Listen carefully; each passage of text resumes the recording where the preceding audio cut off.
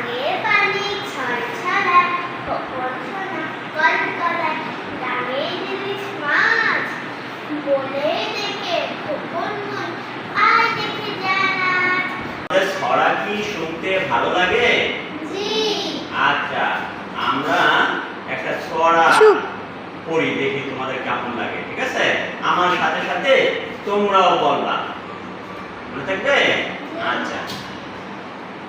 আয় দেখে যা নাচ, লিখেছেন সুফিয়া কামাল। গাঙের পানি ছলছলায়, খোকন সোনা